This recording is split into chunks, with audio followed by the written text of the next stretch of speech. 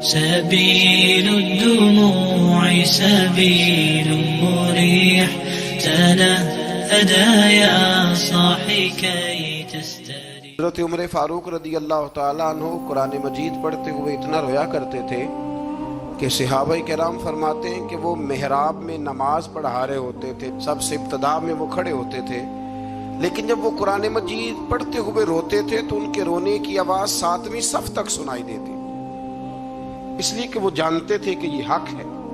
پھر اللہ تبارک و تعالیٰ نے سورۃ المائدہ کی آیت نمبر 87 میں ارشاد فرمایا ہے کہ مومنوں، یہ جائز نہیں کہ کوئی اپنی طرف سے حلال حرام کا فیصلہ کرے، بلکہ حلال اور حرام کا اختیار صرف اللہ تعالیٰ اور اس کے رسول صلی اللہ تعالیٰ علیہ وسلم کے پاس ہے۔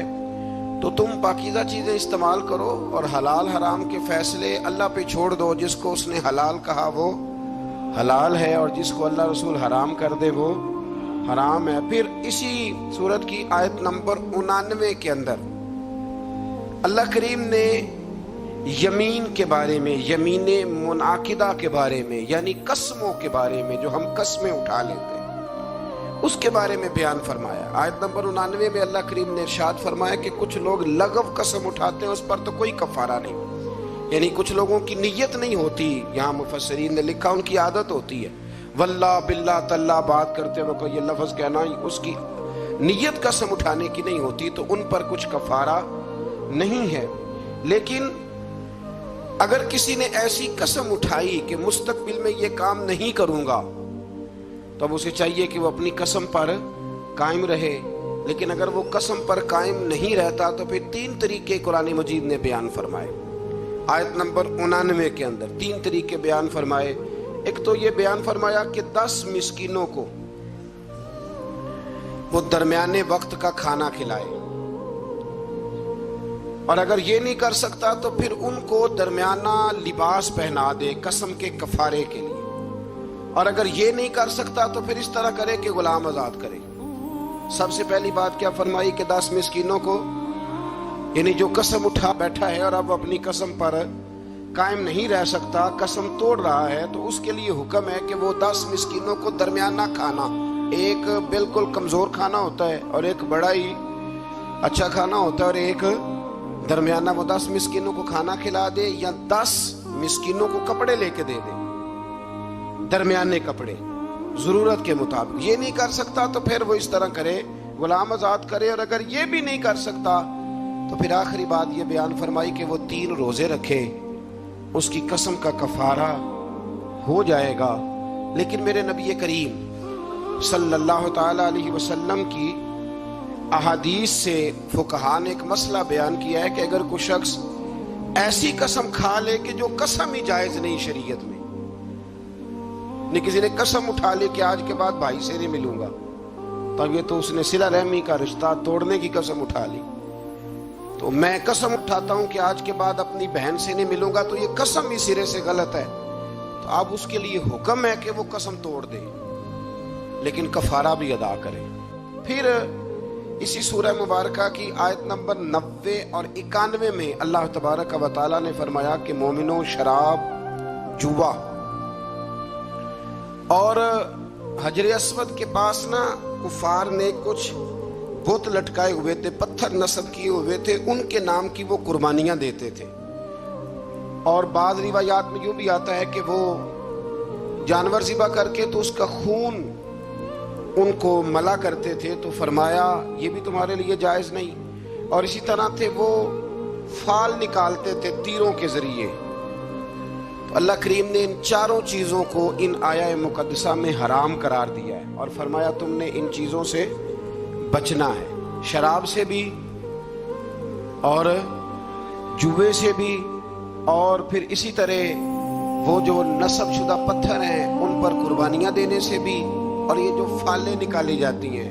ابھی بھی بڑے لوگ بیٹھے ہیں، میں اکثر کہا کرتا ہوں کہ دروازے پہ روٹی مانگنے آیا اور حال قسمت کا بتا رہا ہے، آیا روٹی مانگنے اور کہتا ہے قسمت کا حال بھی بتاؤں گا۔ تو اتنے کمزور ہیں پوچھنے والے بھی کہ ایک روٹی بھی دے رہے ہیں اور اس سے قسمت کا حال پوچھ رہے ہیں، جس کی اپنی اتنی خراب ہے کہ دروازے مانگ رہا ہے۔ تو اللہ کریم نے اس کو حرام قرار دیا، ناجائز قرار دیا، اور فرمایا یہ وہ چیزیں ہیں، انہی آیات میں فرمایا یہ وہ چیزیں ہیں جو تمہارے درمیان عداوت پیدا کریں گی۔ شراب بھی عداوت پیدا کرے گی، جوا بھی عداوت پیدا کرے گا، تو تمہیں ان چیزوں سے بچنا۔ آیت نمبر 95 سے لے کر 99 تک اللہ تعالیٰ نے حالت احرام میں شکار کی ممانعت فرمائی ہے کہ جب آپ احرام کی حالت میں ہوں گے تو شکار کرنا آپ کے لیے درست نہیں ہے۔ اس کے تفصیلی احکامات ہیں جو کتب فقہ میں ملتے ہیں۔ آیت نمبر 100 سے لے کر 103 تک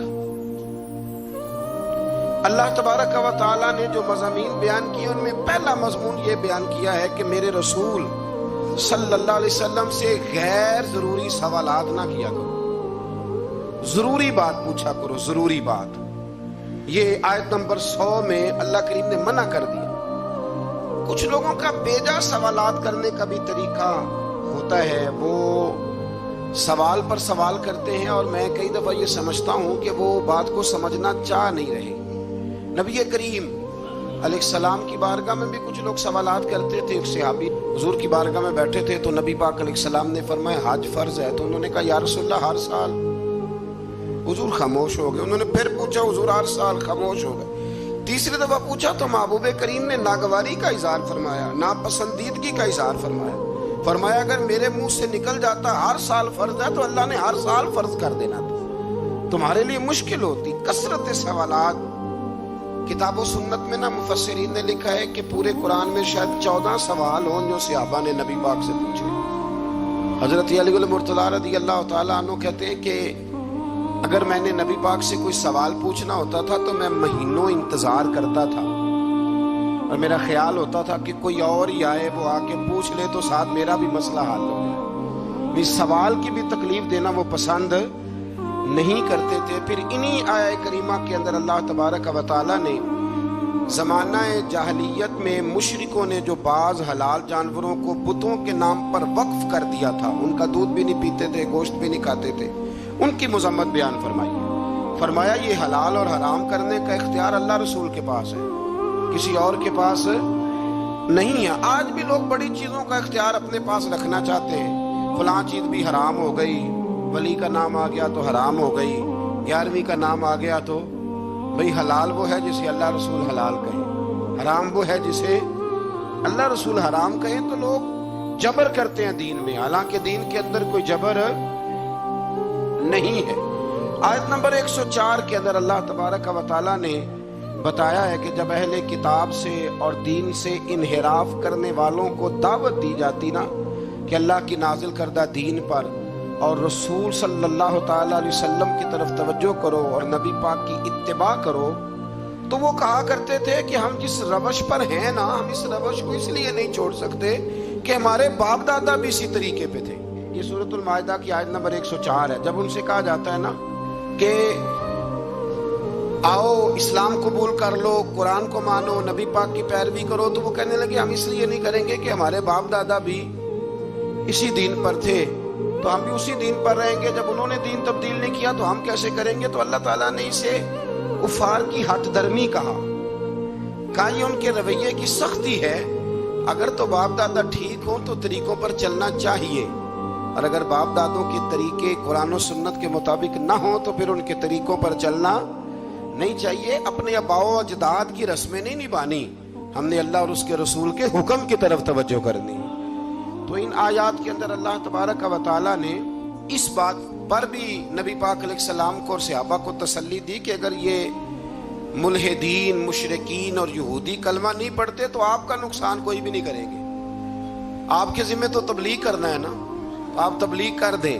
اگر یہ نہیں کلمہ پڑھتے تو نقصان نہیں کریں گے۔ اسی سے ہمارے مفسرین نے یہ مسئلہ بھی بیان فرمایا کہ عالم کو، مبلغ کو، واعظ کہنے والے کو دین کی بات کر دینی چاہیے، اور اگر اس کی بات سن کے کوئی عمل نہیں کرتا تو اس کا پھر کوئی نقصان نہیں ہے۔ ماں باپ کو بھی اپنی اولاد کو نصیحت کرنی چاہیے، صحیح بات بتانی چاہیے۔ اب کوئی اولاد عمل نہ کرے تو ماں باپ کو اب اس کی طرف سے کوئی باز پرس نہیں ہوگی۔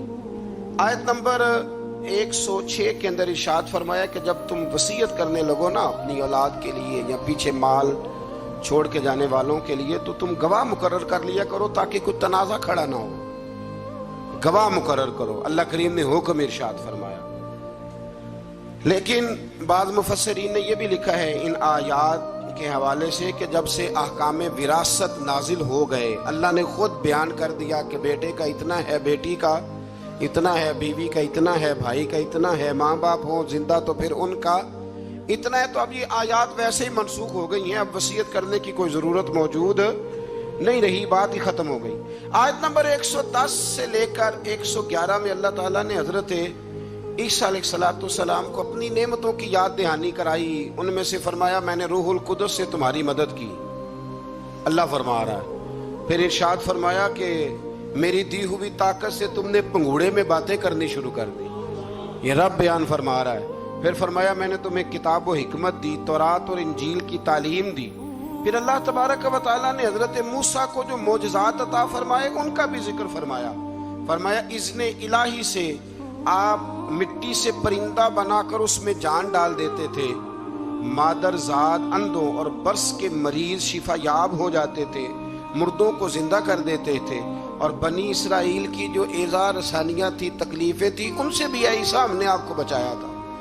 ان ساری باتوں کا ذکر فرمایا۔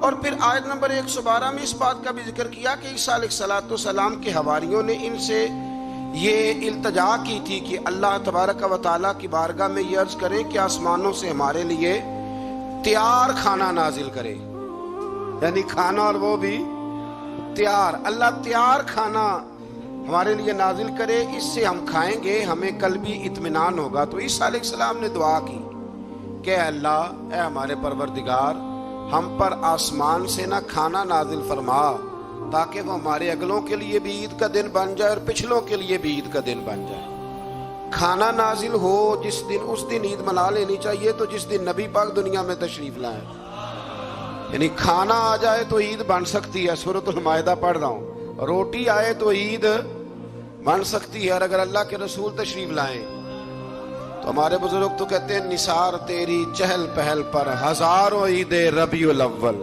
سوائے ابلیس کے جہاں میں سبھی تو خوشیاں